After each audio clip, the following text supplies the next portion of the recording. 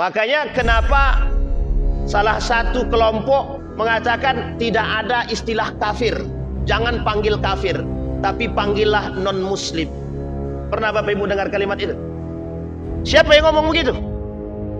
Kenapa mereka bilang tidak, jangan panggil kafir, tapi panggillah non-muslim?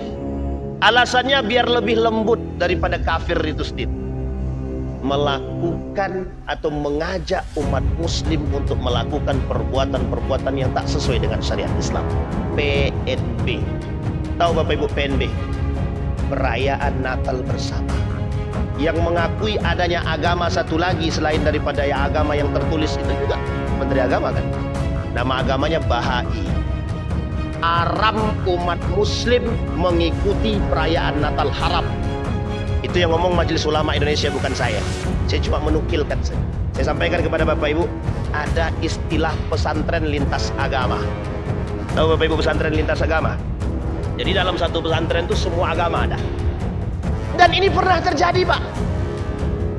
Seorang mantan Menteri Pendidikan kalau saya tak salah, Nadiem Makarim, tapi tak terjadi. Tak terjadi, alhamdulillah. Kata beliau, hari ini dia mau gabungkan, Pak. Agama itu mau digabungkan. Jadi nanti kalau yang berdoa umat muslim, agama yang lain ikut. Nanti kalau agama yang lain doa, umat muslim ikut. Sekarang saya tanya Pak, ini unsur apa namanya? Mencampur adukkan agama. Inilah bahasa sederhananya disebut dengan sinkritisme.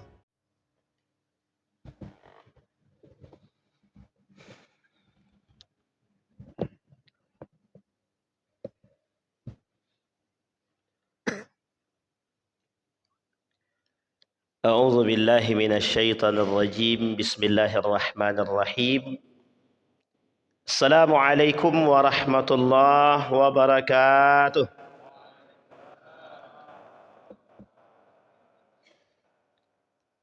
Alhamdulillahi rabbil alamin. Alhamdulillahilladzi an'ama bi ni'matil iman wal islam bihima tatimmus salihat. أشهد أن لا إله إلا الله وحده لا شريك له وأشهد أن محمدا عبده ورسوله لا نبي بعد اللهم صل وسلم وبارك على هذا النبي الكريم اللهم صل على محمد وعلى آل محمد في العالمين إنك حميد مجيد يا أيها الناس اتقوا ربكم الذي خلقكم من نفس واحدة وخلق منها زوجها وبث منهما رجالا كثيرا ونساء واتقوا الله الذي تساءلون به والأرحام إن الله كان عليكم رقيبا. Puji syukur kehadirat Allah dengan mengucapkan alhamdulillahi rabbil alamin. Berselawat kepada Nabi dengan mengucapkan Allahumma salli ala Muhammad wa ala ali Muhammad fil alamin innaka Hamidum Majid. Bapak Ibu sekalian yang berbahagia, mudah-mudahan di subuh hari ini Allah limpahkan rahmat dan karunia-Nya kepada kita semua. Insya Allah kita semua yang hadir husnul khatimah. Amin ya rabbal alamin. Kita berdoa kepada Allah untuk kedua orang tua kita, baik yang telah mendahului Allah tempatkan di tempat terbaik di sisinya, Allah terima amal ibadahnya. Kelak Allah kumpulkan bersama orang-orang yang saleh. Untuk orang tua kita yang masih hidup, sehat, kuat, husnul khatimah. Amin ya rabbal alamin. Dalam satu hadis baginda Nabi Muhammad sallallahu alaihi wasallam berkata, kita baginda Nabi waruya at-Tabrani an Ibnu Mas'ud radhiyallahu anhu an Rasulillah sallallahu alaihi wasallam. Inna awwala hadhihi al-ummati khiyaruhum wa akhiruha syiraruhum. Mukhtalifina mutafarriqin. Faman kana yu'minu billahi wal yawmil akhir falta'tihi maniyatuhu wa huwa ya'ti ila an-nasi ma yuhibbu an yu'ta ilaihi. Shadaqallah. Bapak Ibu sekalian yang berbahagia, di subuh ini saya ingin membahas satu pernyataan daripada Ibnul Qayyim Al-Jauziyah.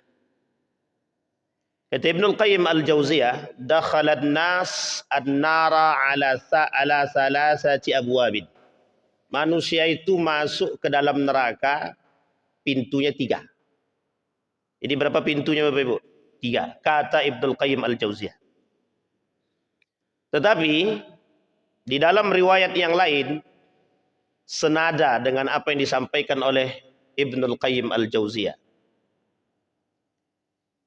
Salah satu fitnah yang paling besar yang akan ditemukan oleh umat manusia di akhir zaman.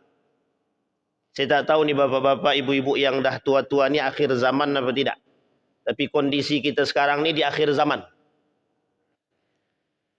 Kata Ibnul Qayyim Al-Jauziyah, ada 3 pintu yang menyebabkan manusia masuk ke dalam neraka. Yang pertama, babus subhat. Yang kedua, babus syahwat. Yang ketiga, babul ghadab. Di dalam riwayat yang lain, Ibnul Qayyim Al-Jauziyah berkata bahwa fitnah yang paling besar terhadap manusia di akhir zaman itu cuma 2, katanya. Satu fitnah syahwat, yang kedua fitnahnya subhat. Kalau kita tengok kitab daripada Syekh Hashim Al-Ash'ari, Risalah Ahlus Sunnah wal Jamaah, ulamanya para ulama, Syekh Hashim Al-Ash'ari, pendiri Nahdlatul Ulama, 1926 setelah Muhammadiyah, 1912.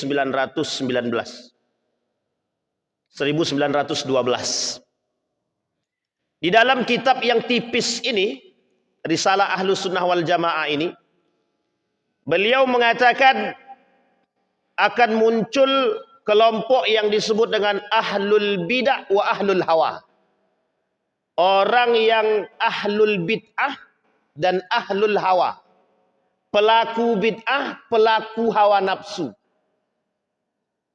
Hawa nafsu ini di dalam Al-Quran itu banyak tentang nafsu. Tapi yang condong dan identik dengan mengatakan nafsu itu adalah syahwat, ada dalam Al-Quran itu tentang nafsu yang mengantarkan kepada keburukan. Innan nafsa la'ammaratun bisu.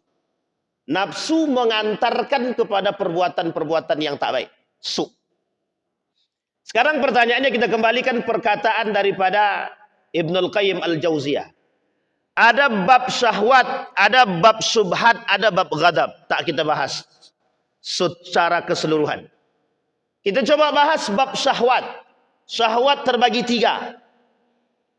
Yang pertama syahwatul faraj. Yang pertama itu syahwat kemaluan. Yang kedua syahwatud dunia. Syahwatnya dunia. Yang ketiga syahwatud din. Syahwatud din ini disebut dengan syahwat agama.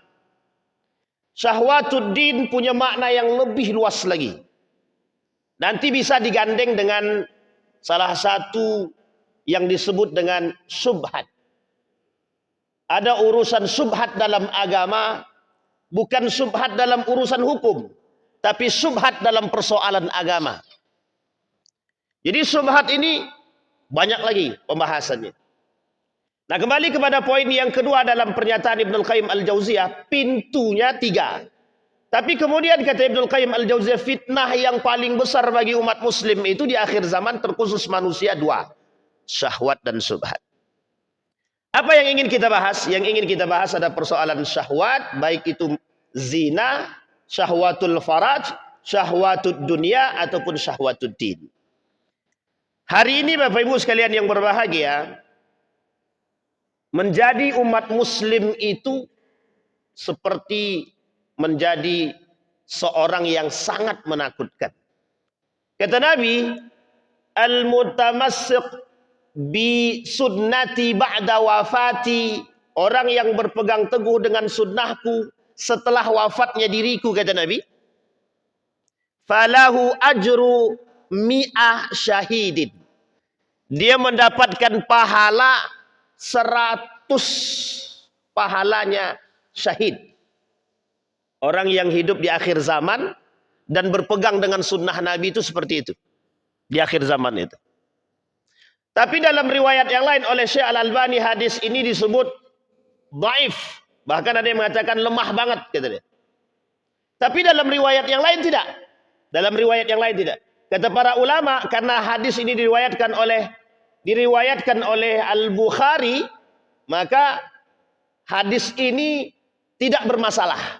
Kalaupun rendah sampai pada derajat dhaif saja. Tidak lemah banget. Artinya kata Ibnu Hajar Al-Asqalani, kalau hadis itu cuma lemah saja, boleh saja dipakai sebagai motivasi dalam beragama. Nah, Bapak Ibu sekalian yang berbahagia, di dalam hadis yang lain justru mengatakan khamsina syahidin.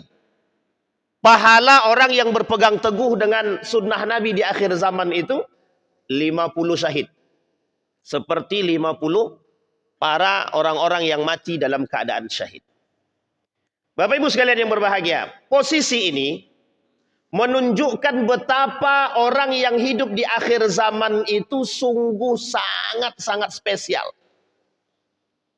Ada dua spesialnya. Yang pertama, dia beribadah seperti orang yang memang menjadi poin penting adalah ibadah tersebut. Jadi kalau dia tak beribadah, hancur. Sehingga pentingnya ibadah itu dilipat gandakan pahalanya. Yang kedua, spesialnya lagi, orang di akhir zaman harus menghadapi persoalan-persoalan yang persoalan tersebut memang terjadi dalam pandangan Nabi 1400 tahun yang lalu. Maka di dalam hadis akhir zaman itu ada 200 lebih yang Nabi sampaikan tentang persoalan manusia di akhir zaman. Salah satu di antara persoalan itu adalah, kata Nabi, laisa minna man amila sunnata bi ghairina. Bukan dari golongan kami yang mengikuti sunnah-sunnah, tradisi-tradisi selain daripada tradisi baginda Nabi Muhammad sallallahu alaihi wasallam. Satu. Hadis yang kedua, man tashabbaha biqaumin fahuwa minhum. Hadis yang kedua, barang siapa yang menyerupai. Kalau tadi tradisi, sekarang menyerupai. Kalau tadi mengikuti, sekarang menyerupai. Man tashabbaha biqaumin, yang menyerupai perbuatan orang-orang terdahulu, kata Nabi, fahuwa minhum. Mereka bagian daripada kelompok-kelompok tersebut. Itu yang kedua.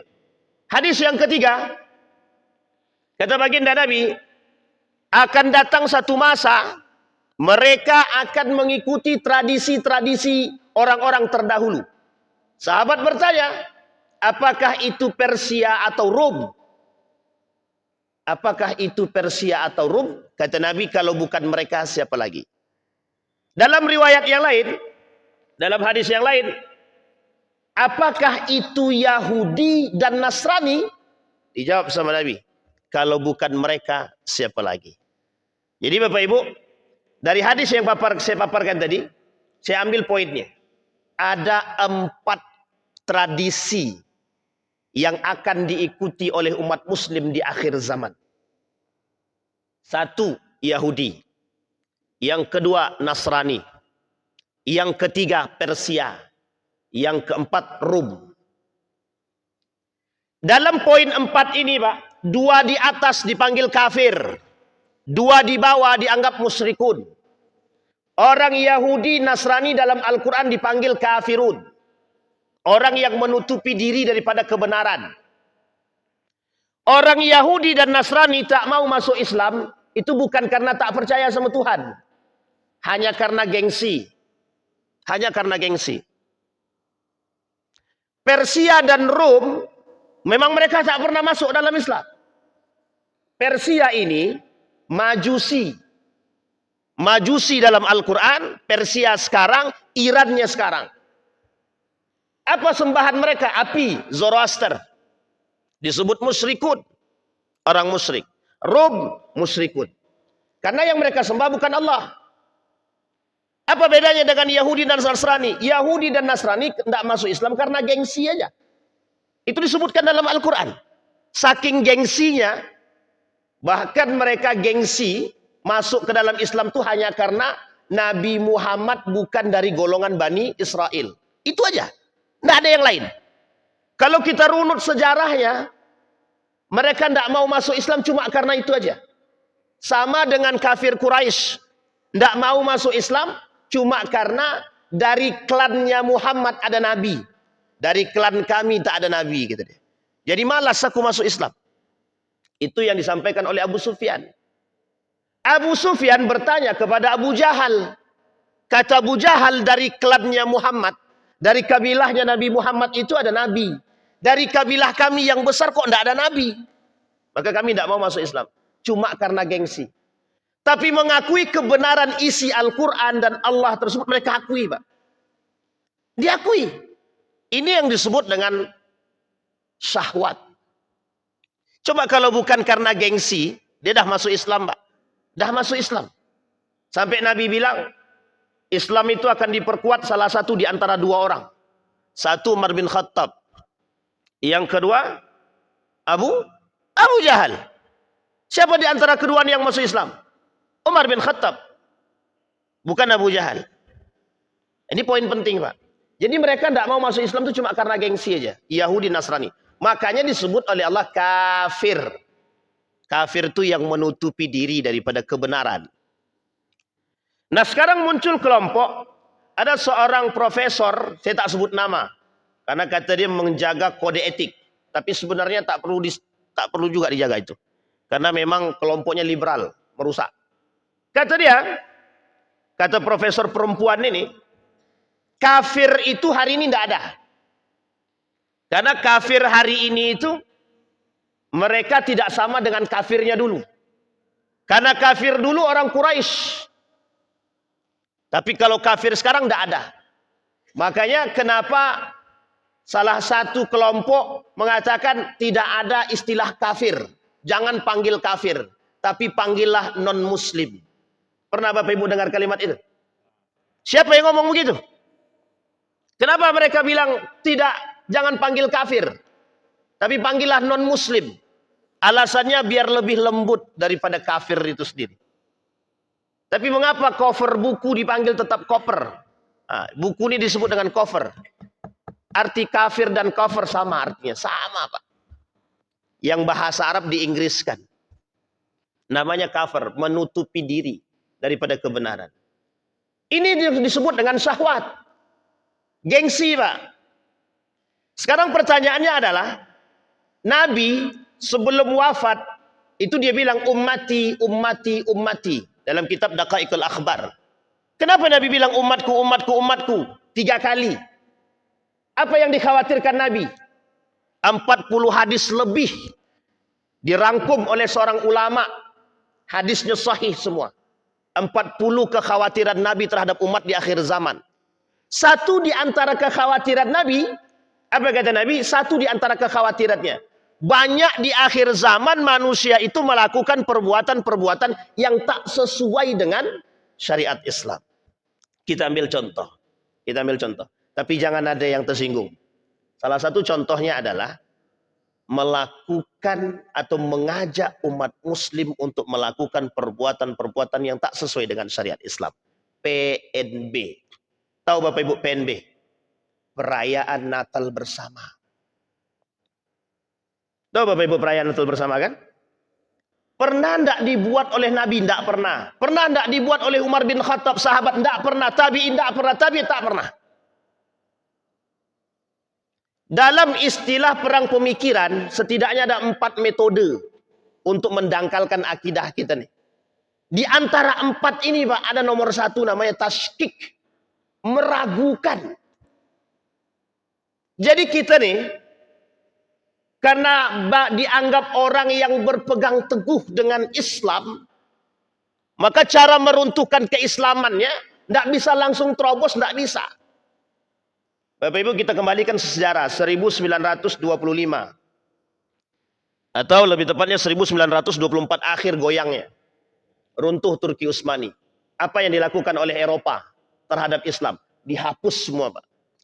Dihapus semua yang berbau Islam. Habis.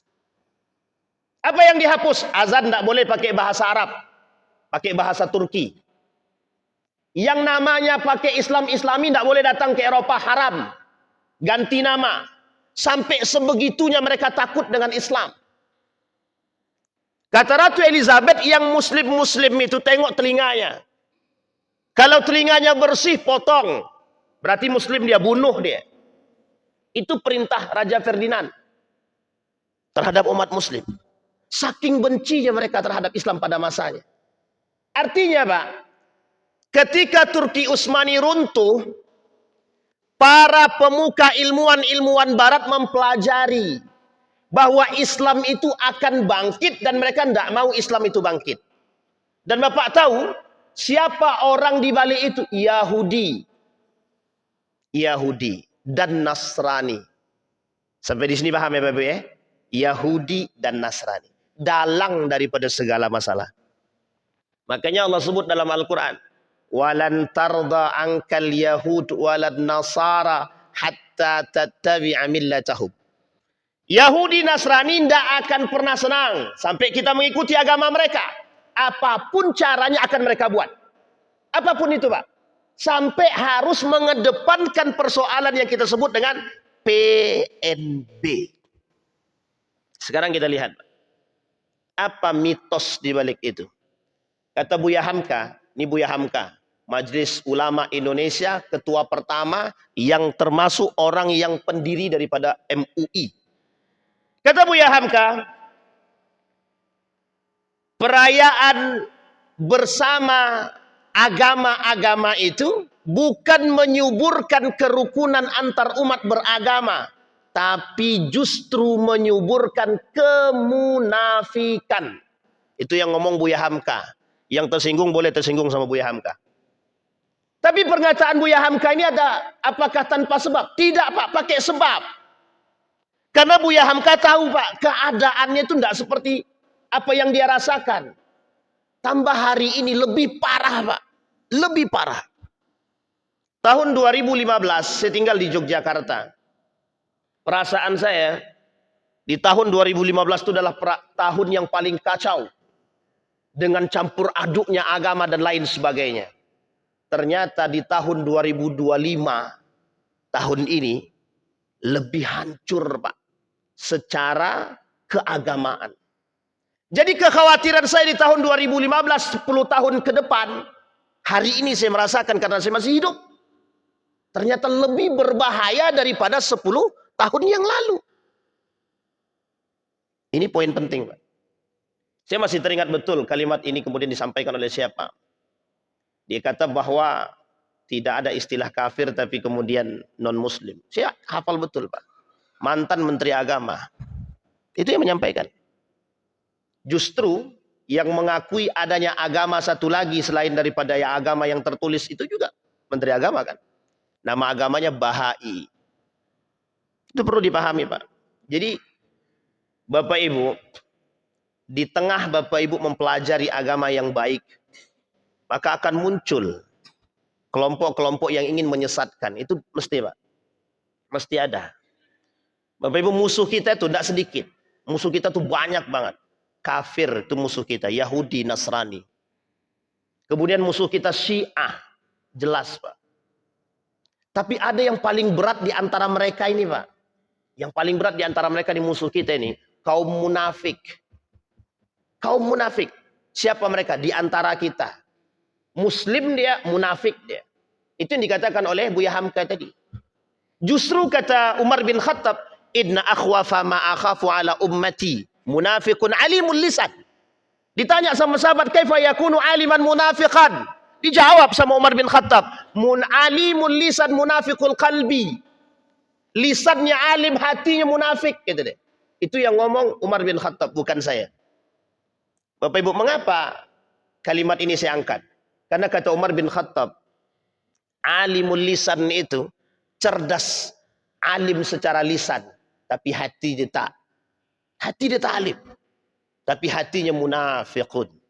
Sehingga Dr. Aid Al-Qarni membagi persoalan munafik itu 30 Pak. Salasuna alamatan lil munafiqin. Ada 30 tanda orang munafik itu Pak. 30. Itu tidak sedikit Pak. Justru Said Hawa mengatakan ada 20 hal yang bisa menyebabkan rusaknya daripada syahadat seseorang. Salah satu di antara 20 penyebab rusaknya syahadat itu Bapak Ibu, yang percaya dengan agama lain. Yang percaya dengan agama lain. Salah satu program yang dibangun di akhir zaman oleh manusia-manusia liberal itu adalah pluralisme agama. Dan di antara pluralisme agama itu produknya adalah, programnya adalah PNB. Mengajak umat muslim mengakui kebenaran agama-agama yang lain. Ini yang disebut dengan pluralisme. Sekarang saya tanya Bapak Ibu. Ketika Umar bin Khattab menaklukkan Yerusalem, pernah enggak Umar bin Khattab mengajak mereka untuk ikut perayaan Idul Fitri? Yerusalem ketika itu ditaklukkan oleh Umar bin Khattab, mereka Nasrani dan Yahudi. Pertanyaannya, apakah Umar bin Khattab mengajak orang Yahudi dan Nasrani ikut perayaan Idul Fitri? Mengajak, bukan memaksa, mengajak. Kalau Umar bin Khattab mau memaksa, Pak, bisa, Pak.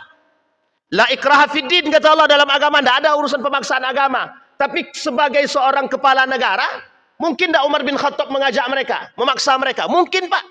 Karena waktu itu Umar bin Khattab menaklukkan Yerusalem, Palestina sekarang. Orang yang pertama menaklukkan tanpa pertumpahan darah, Umar bin Khattab. Tapi apakah Umar bin Khattab mengajak? Tidak, Pak. Justru Umar bin Khattab sholat di depan gereja. Ketika Umar bin Khattab sholat di depan gereja, sampai hari ini Masjid Umar bin Khattab mereka bangun, Pak. Di depan gereja. Tapi mereka tidak pernah ngajak Umar bin Khattab untuk perayaan perayaan Natal bersama. Tidak pernah, Pak. Tidak diajak. Yang ingin saya katakan adalah, begitulah poin taskik hari ini, untuk agar kita nih rendah akidah kita, turun akidah kita. Dalam bahasa para ulama namanya pendangkalan akidah. Maka apa kata Majelis Ulama Indonesia 1981? Fatwa ini dirilis oleh Majelis Ulama Indonesia. Haram umat muslim mengikuti perayaan Natal, haram. Itu yang ngomong Majelis Ulama Indonesia, bukan saya. Saya cuma menukilkan saja. Tahu Bapak Ibu apa alasannya? Apa alasan Majelis Ulama melarang mengikuti perayaan Natal bagi umat muslim? Khaufan, takut nanti umat muslim dangkal akidah dia. Bahkan rusak akidah dia. Ini 1981. Penggugat fatwa ini sudah muncul di tahun yang sama. Ketika fatwa ini muncul, banyak yang menggugat. Termasuk salah satu penggugatnya adalah umat muslim. Munafiqun. Umat muslim yang gugat. Apa kata mereka? Ini fatwa yang tidak toleransi. Tidak toleran.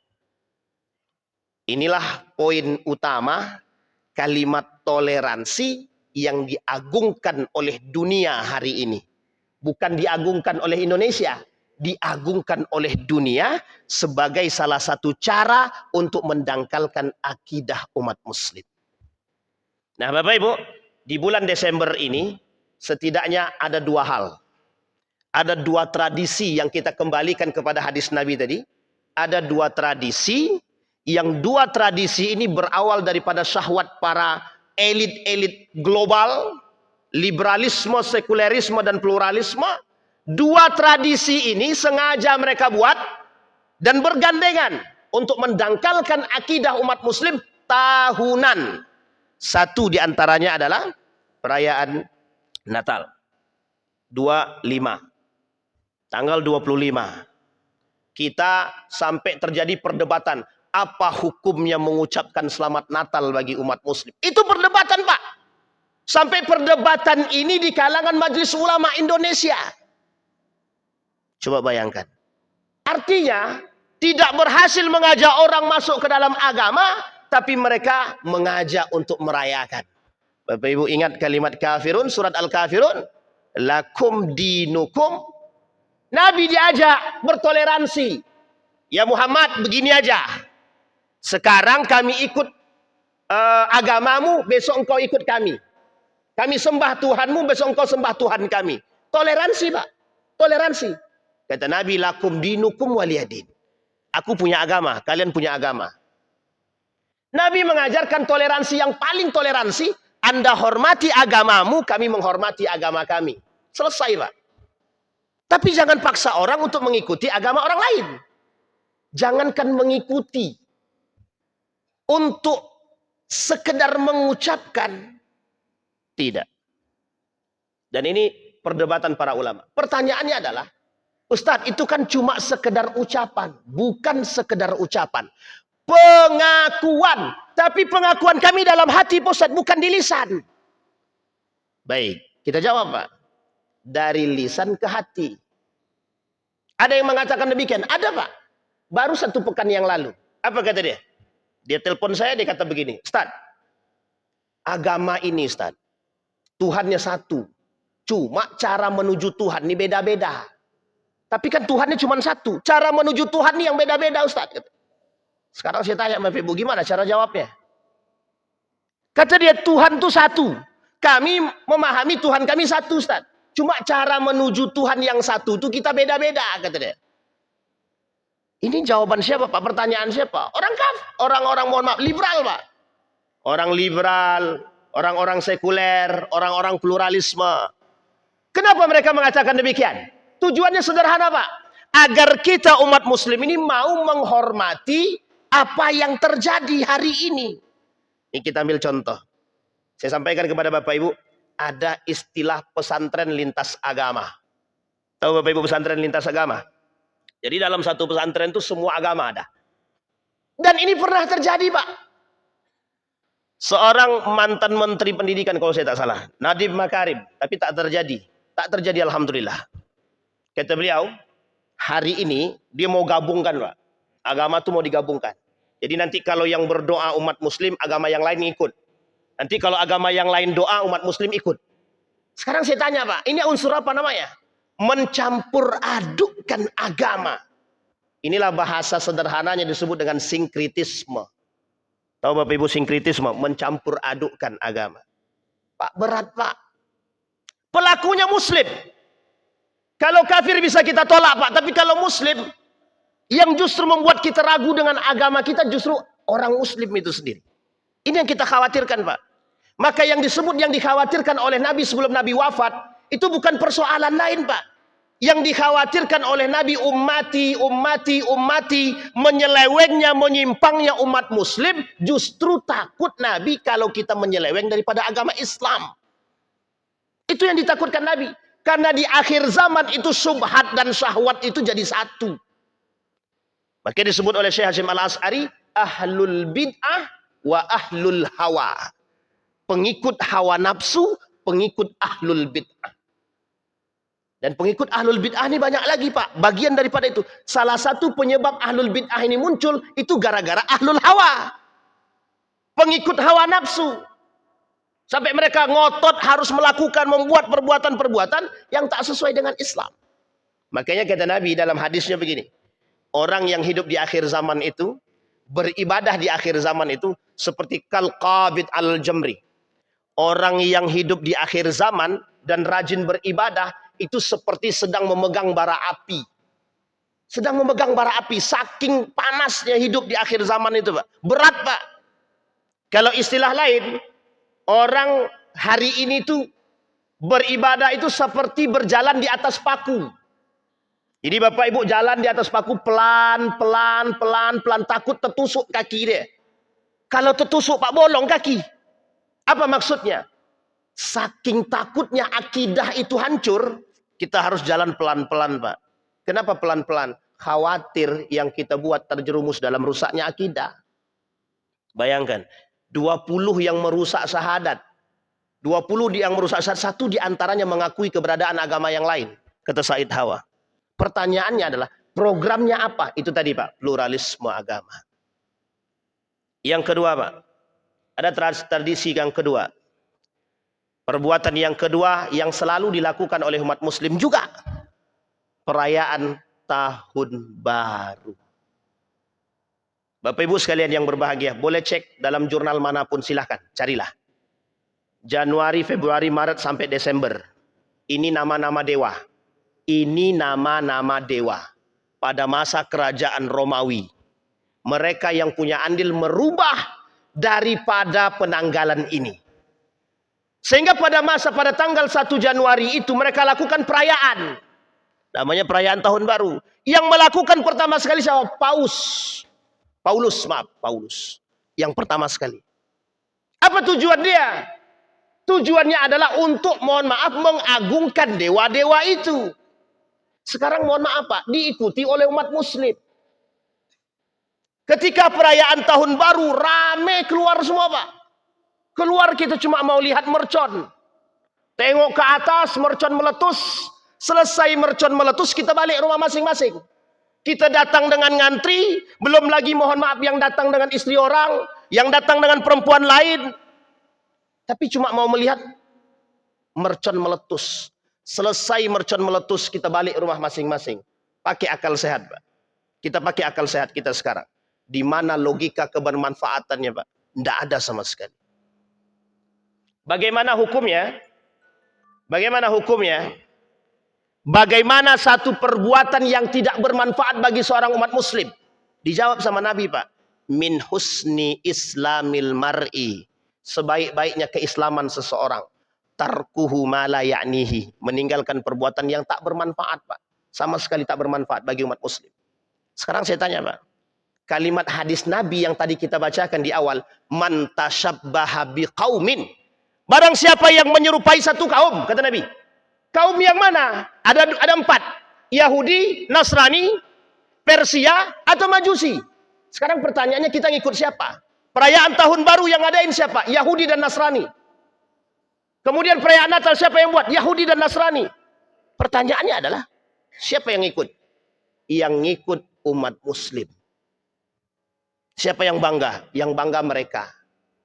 Kalau kami tak berhasil mengajak Anda masuk ke dalam agama kami, setidaknya kami berhasil mengurangkan iman dalam dadamu. Itu pernyataannya, Pak. Seorang raja bernama Louis mengatakan begini. Kata Louis, kalau kami tak berhasil mengajak Anda masuk ke dalam agama kami, setidaknya kami berhasil mendangkalkan akidahmu.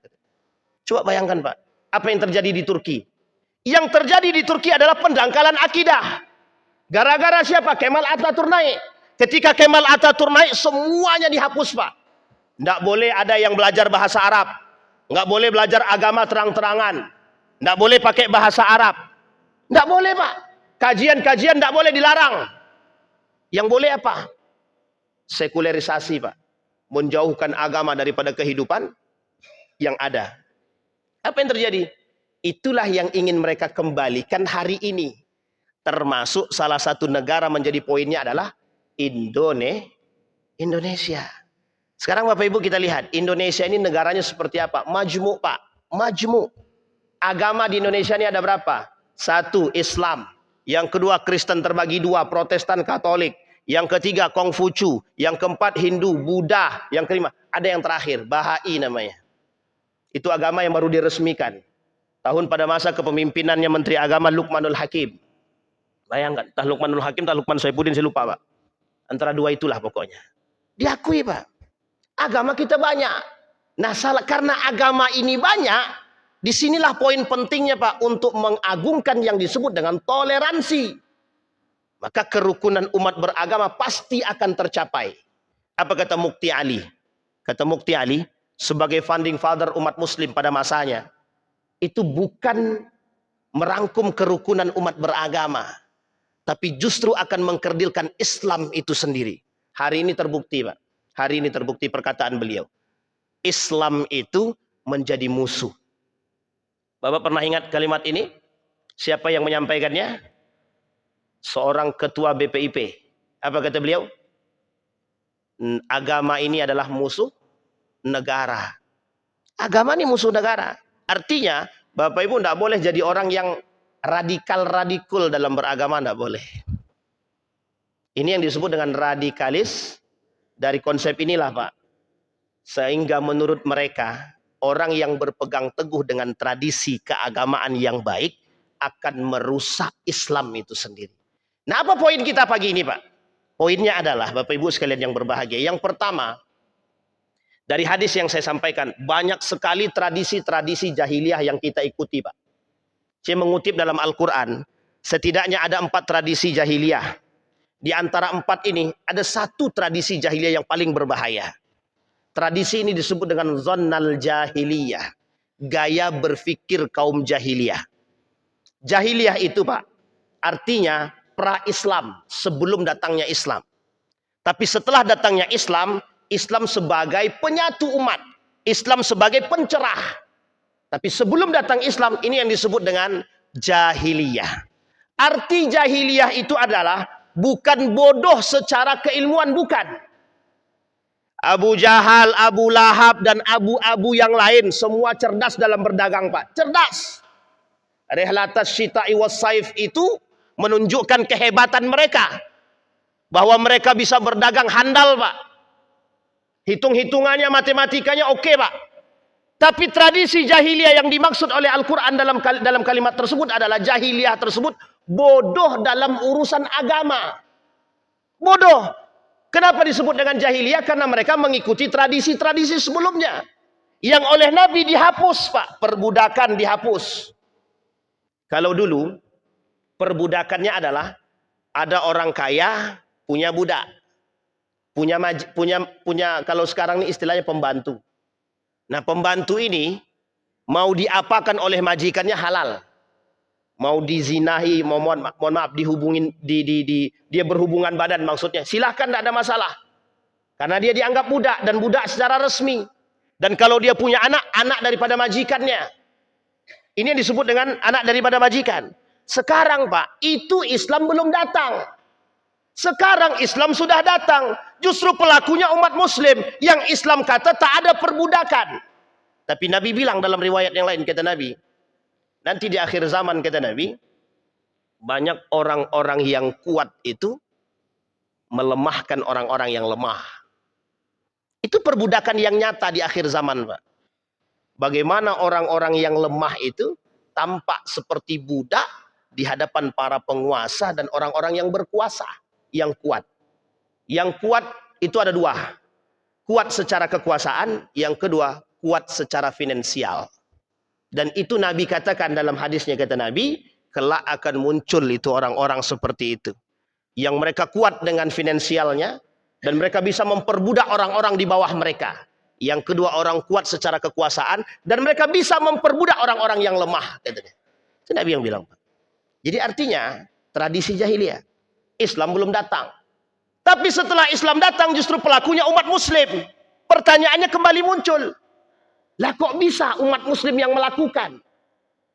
Sementara mereka sadar dan tahu bahwa itu akan berubah dan dihapus oleh Nabi. Tapi mengapa dilakukan oleh umat muslim? Pertanyaan itu dikembalikan kepada umat muslim itu sendiri. Makanya Bapak Ibu istilahnya, ada muslim, ada mukmin, ada muhsin. Terakhir ada yang disebut dengan munafiqun. Nah, ini yang paling berat yang terakhir ini, Pak. Munafiqun. Ada muslim. Orang muslim apakah mukmin? Belum tentu, Pak. Belum tentu orang muslim itu mukmin. Orang mukmin mesti muslim. Pertanyaannya adalah, muslim itu ada yang munafik nggak? Ada. Abu Ubaidah bin Salul kurang munafik apa dia? Nabi jadi lawan. Itu Abu Ubaidah bin Salul. Jadi sejarah munafik itu muncul di mana? Di Madinah. Yang menjadi musuh beratnya Nabi di Madinah. Makanya kata Nabi, musuh kita di depan kita. Musuh itu di depan kita, Pak. Umat muslim itu sendiri. Kita kembalikan kepada poin tadi, Pak. Maka dari tradisi-tradisi, Pak, saya ingin menyampaikan kepada kita semua, mohon maaf Bapak Ibu sekalian yang berbahagia. Ini penyakit tahunan. Pendangkalan akidah ini penyakit, Pak, yang harus mereka lakukan untuk melemahkan iman-iman kita. Dan ini penyakit tahunan. Setiap tahun, Pak, akan terjadi. Kenapa demikian? Karena disinilah salah satu cara untuk mereka mendangkalkan akidah orang-orang beriman. Satu diantaranya tanggal 25, yang kedua di tahun baru. Pertanyaannya adalah yang melakukan siapa? Justru mohon maaf ada kebijakan yang disiapkan dengan anggaran untuk melakukan perbuatan-perbuatan mohon maaf yang sifatnya apakah itu? Subhatkah atau bid'ahkah? Ini yang disebutkan oleh Kiai Haji Hashim Al-Asy'ari, ahlul bid'ah. Jadi bid'ah itu Bapak Ibu sekalian yang berbahagia, bukan hanya persoalan yang lain, termasuk salah satunya ini. Yang tak pernah dilakukan oleh Nabi, dilakukan umat muslim. Coba Bapak Ibu bayangkan, ketika tradisi perayaan tahun baru, banyak yang keluar, Pak. Bergandengan tangan, hotel-hotel penuh. Tapi ketika perayaan tahun baru Islam, dibuat kajian, yang datang 1 sop, 2 sop.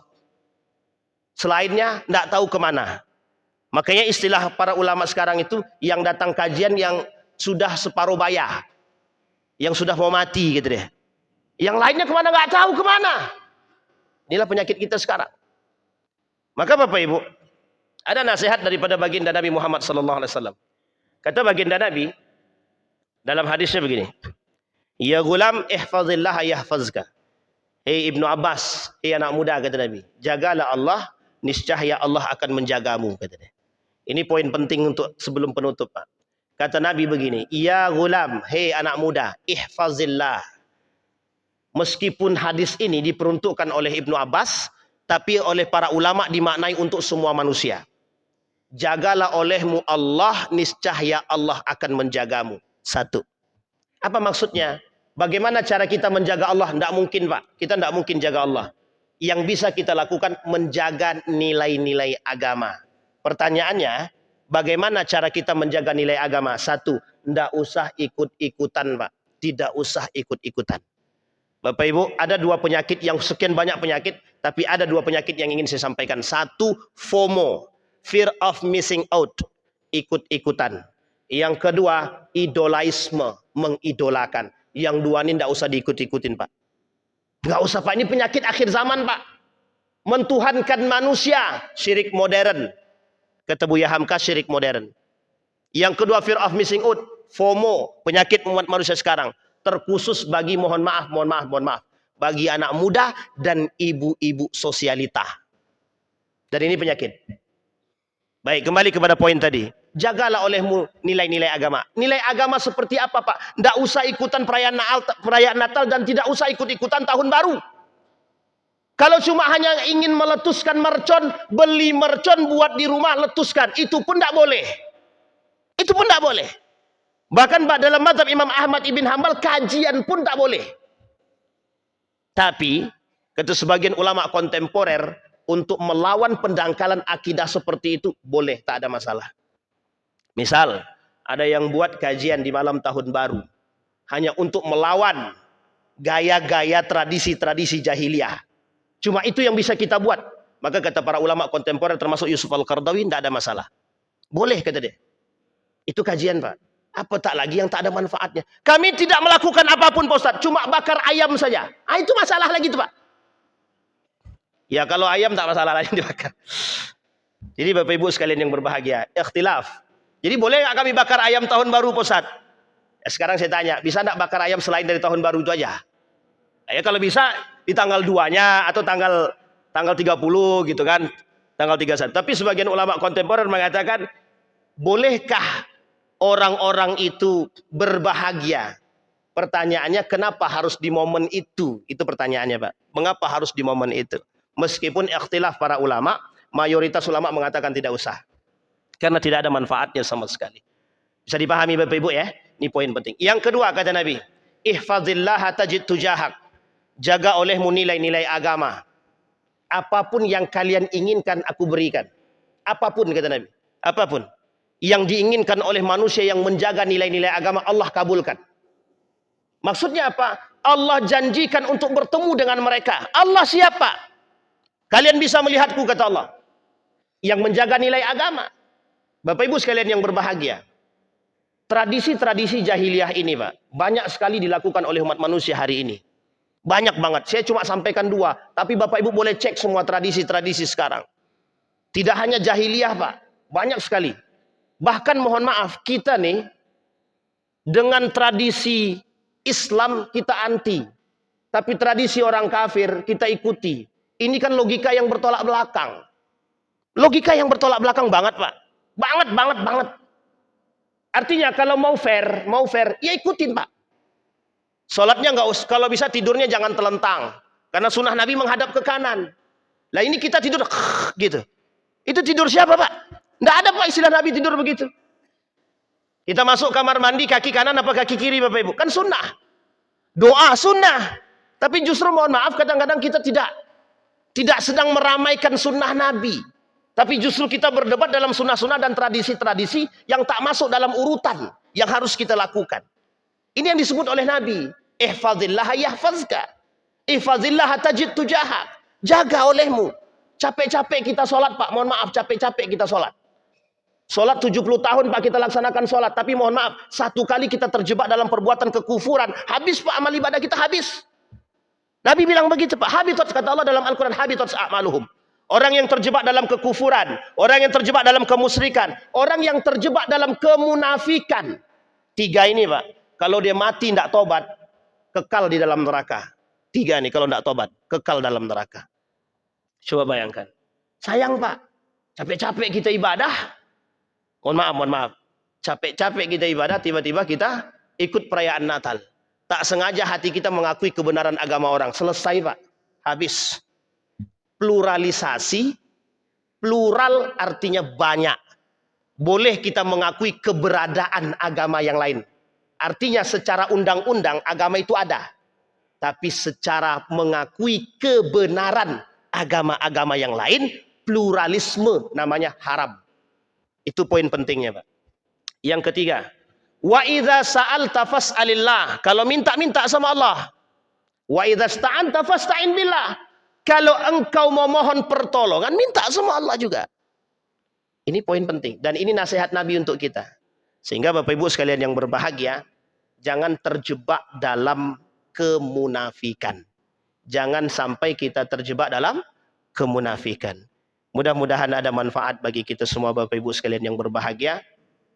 Mudah-mudahan apa yang kami sampaikan ini bisa menjadi pegangan bagi kita untuk Bapak Ibu sampaikan kepada anak-anak, terkhusus generasi-generasi setelah Bapak Ibu. Kenapa demikian? Karena yang mudah dibawa adalah generasi-generasi muda. Yang mohon maaf, mereka masih butuh bimbingan. Yang mohon maaf, kita harus kuat hari ini dan ekstra dalam memberikan pendidikan agama dan menanamkan nilai-nilai kepada mereka. Kecintaan mereka kepada agama dan Rasulullah sangat rendah ketimbang kecintaan mereka terhadap dunia. Dan inilah yang menjadi poin besar kita di akhir zaman agar kita bisa masuk surga bersama dengan keluarga kita. Amin ya rabbal. A'udzubillahi minasyaitonirrajim. Bismillahirrahmanirrahim. Alhamdulillahi rabbil alamin. Hamdas syakirina hamdan naimin. Hamdan yuwafi ni'amahu wa yukafi'u mazidah. Ya Rabbana lakal hamdu kama yanbaghi li jalali wajhikal karim wa azim sultanik. Allahumma salli ala Muhammad wa ala ali Muhammad. Allahumma faqihna fid din wa 'allimna ta'wil. Allahumma faqihna fid din wa 'allimna ta'wil. Allahumma akhtibna bis salihin. Allahumma akhtibna bis salihin. Allahumma a'idna ala dzikrika wa syukrika wa husna ibadatik. Allahumma ansur man nasara ad-din wa khudhul man khadhala al-muslimin. Allahumma ansur akhwanana al-mujahidin fi Palestin wa fi Gaza wa fi kulli makan. Allahumma dammir al-yahud. Allahumma ahlikil kafarata wal mubtadi'at wal musyrikin a'da'aka a'da' ad-din. Allahumma jannibna min munkaratil akhlaq wa sayyiatil khuluq. Allahumma dafa'anna al-bala' wal waba' wal fakhsha wal munkar ma dhahara minna wa ma batan. Rabbana zalamna anfusana wa illam taghfir lana wa tarhamna lanakunanna minal khasirin. Rabbana hab lana minas salihin. Rabbana hab lana min azwajina wa dhurriyyatina qurrata a'yun waj'alna lil muttaqina imama. Rabbana atina fid dunya hasanah wa fil akhirati hasanah wa qina adzabannar. Walhamdulillahi rabbil alamin. Assalamualaikum warahmatullahi wabarakatuh.